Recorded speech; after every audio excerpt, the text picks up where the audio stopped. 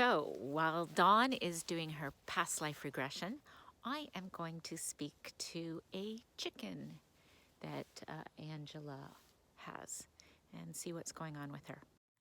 Those are my animal communication tools. Seems that our chicken here loves them.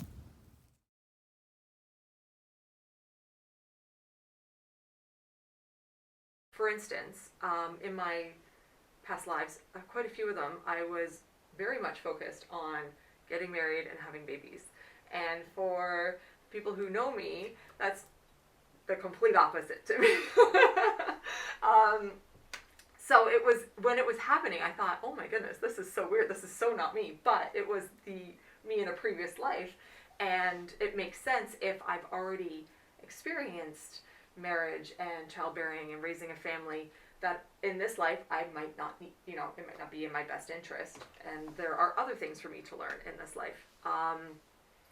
I had experienced a death, and there were some unpleasant moments or memories that I had, but it really wasn't bad. It was more like watching it happen, and I believe that you brought me out to be an observer. And yeah, so at one, I was beaten. It was a racial act of hatred, and but I still got lessons out of it. And another one, I was in a tornado. I unfortunately lost my wife, I believe, in that tornado. And an interesting one, I was a really lively child, but as the life progressed, I actually ended up being wheelchair bound with some kind of, it felt like I was like crooked or something. I'm not sure what it was, but I obviously had developed some kind of disease that left me chair bound, and not able-bodied. And yeah, so all the things that I think most people would be a little nervous about experiencing, I feel like I did, and it was definitely not overwhelming. I felt in control, I felt safe, and I definitely wouldn't be worried about going through that again.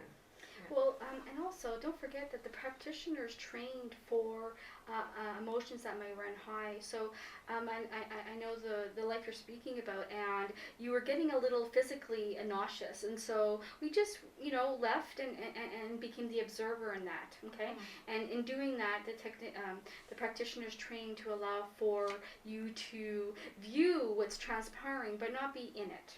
Okay, and it's very important that they know when to do that. Now, as you notice throughout your lives, there's always that key theme. So there might be one, being, tap into that child aspect within us. Realize it's a very important role for us to play, and that it's okay to do that. And so there's different life lessons and themes within each given life. Now, you might be faced with a practitioner that doesn't delve into their perspective on what's transpired, and some of them do. Like in my case, I'll ask if they, if my clients want my 2 cents, and then I'll intuitively feel what the life lesson is. And so if it's in a life between lives, we'll actually reach out and actually call our guides to give us some more insight on those lives as well. Okay, and so and hey, the guides know my clients more than I can even pretend to. They're with them all the time, as you know, and so they will provide their own insight. And so it's kind of like getting us relaxed enough to be able to communicate with a dimension that we don't always connect to in our waking life. Sometimes we need to be very relaxed to allow for the information to come in unfiltered with our own egoic perceptions on it. Now, I say egoic in a very loving way. Absolutely, in no regard do I ever say that we should kill the ego. The ego is a very integral part of being human.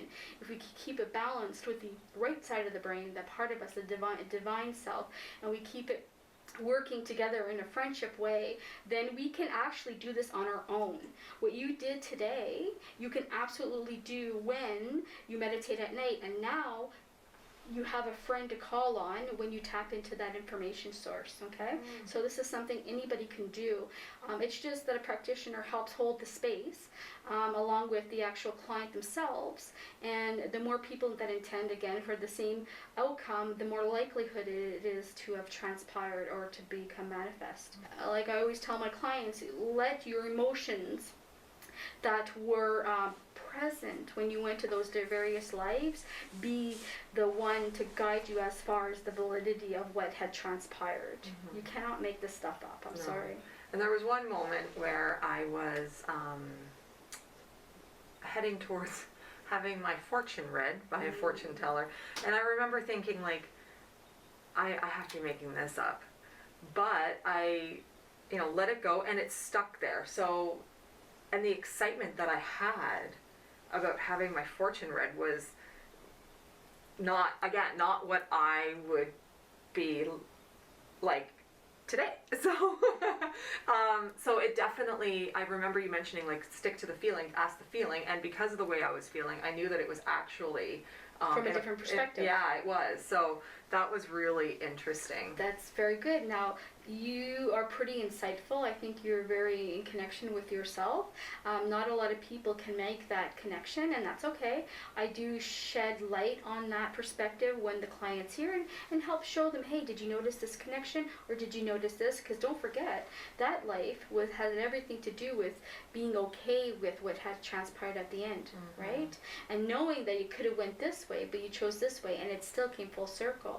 And so ultimately, every life that we view really holds within it a very, very important lesson for you to remember now. I don't know what's going to happen. You don't even know what's going to happen. Whatever happens is supposed to happen. And so reflecting on that afterward, you can gain even more insight. If you go into meditation and recall again those lives and integrate those lessons and allowing for yourself to even become more refined version of yourself, because like you mentioned, you didn't have to have children in this life to feel unconditional love. There are aspects of you that have had children, okay? You went through the birthing process. You went through the pain of losing them. So you have that within your memory field. And so with that carries with it a certain level of feminine wisdom, okay? That you can tap into at any time, regardless of whether or not you decide to do it in this lifetime. Well, I have to say the life we're talking about is definitely, again, showed me those feelings of being a proud mom and just loving so wholeheartedly, so unconditionally. That life, the fortune teller told me to pretty much, I think, run away to a different town where I would meet someone and live a wealthy life. Instead, I was too afraid, so I stayed. And gave you money as well. And she even gave me money to go. Yeah. She told me to not tell anyone and just go through the night, and I didn't. I ended up staying, and I was married. I was poor-ish. My husband was an alcoholic. He beat me, and so I was thinking while I'm in this, while I'm hypnotized, I'm thinking, oh, this is me regretting my choice, and that I should have followed the fortune teller and run away.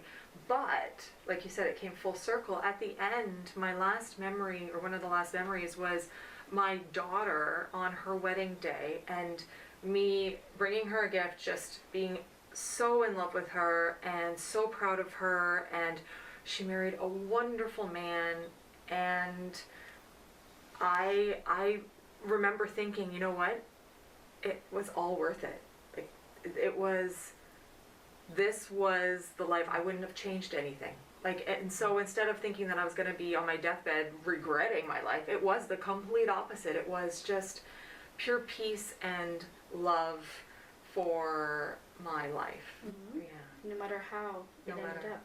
And the great thing I wanted to speak to as well is that we travel in soul groups. So a lot of times you will be reminded of somebody in your current life when you are acting out various characters within another life. In other words, you might see, for example, your ex-husband, and but playing a different character. He became my son-in-law.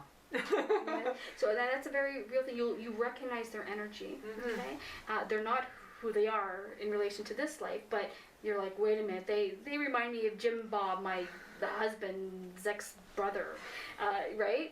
And we travel in soul groups, and so I believe in reincarnation, and I believe before we reincarnate, we have a just of the illusion we want to play out with our friends, our soul group. Some of the soul members stay behind and act as guides, and some of them get born at different times within that lifetime. And we play out roles to maximize the opportunity to expand our awareness through all circumstances we encounter. It's like a data bank, right? And that information is actually stored within our energetic field, and we can tap into that at any time through meditation. And all of us have been white, have been black, have been native, have been crippled, have been without hair, have been with hair. We have been everything, so the need for racism is ridiculous. You were a mother of color protecting your children, and so the idea that we cannot connect to that is not like us is a fallacy, an absolute fallacy.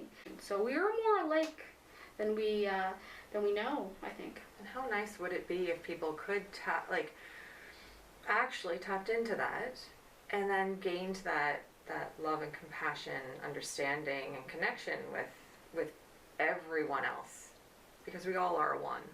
And you held such great space. Now, I meditate regularly, but that was a 2.5 hour session. Yeah, I think so, yeah. And I've never meditated for that long. So with you holding space and guiding me through everything, it definitely allowed me to stay in that meditation state for 2.5 hours. And now I'm leaving with all these memories that I cannot forget. And the way that I feel changed.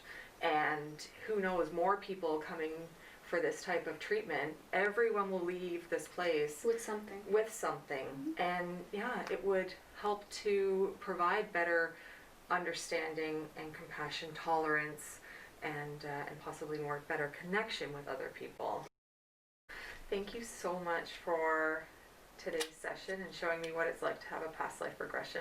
You're very welcome. And again, I want to make a point that it's always an exchange when you go to anybody during any modality. So I appreciate you also allowing me to explore your energy and learning from that as well. Well, thank you.